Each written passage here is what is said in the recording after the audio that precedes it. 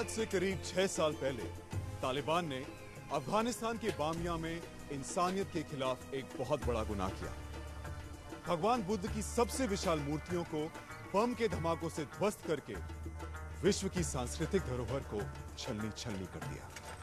लेकिन अब यूनेस्को की अगुवाई में अंतरराष्ट्रीय आर्कियोलॉजिस्ट की एक टीम यहां आकर इस बची कुची विरासत के संरक्षण का काम शुरू करने वाली है। इन मूर्तियों के बिखरे हुए अवशेषों की खोज करके भगवान बुद्ध के स्वरूप को एक बार फिर से रचा जाएगा। इस मिशन में पाकिस्तान, अफगानिस्तान और जापान के अलावा भारत के आर्कियोलॉजिस्ट भी भाग ले रहे हैं।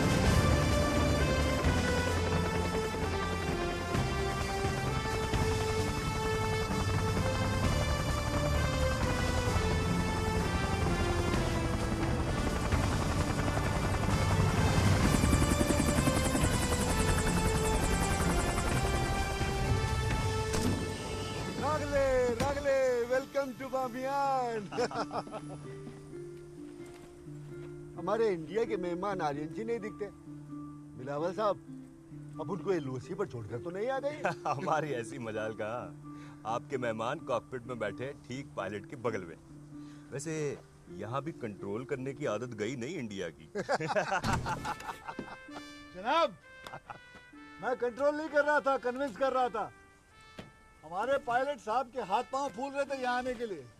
कहने लगे बामिया बड़ा खतरनाक इलाका है, हेलीकॉप्टर से जाना सेफ नहीं रहेगा, तालिबान हवा में ही उड़ा देते हैं।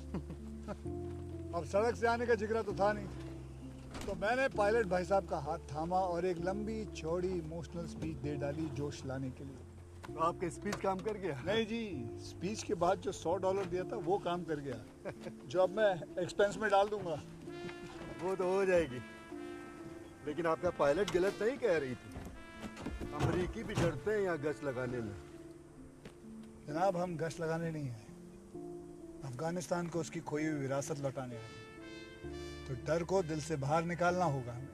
क्यों बिलावल, सही कह रहा हूँ? बिल्कुल जनाब इमाम। लॉर्ड बुद्धा के बाद सीधा आप ही को एनलाइटनमेंट हुआ है। उड़ा लो मजाक, उड़ा लो, उड़ा लो, उड़ा लो। चलिए जी।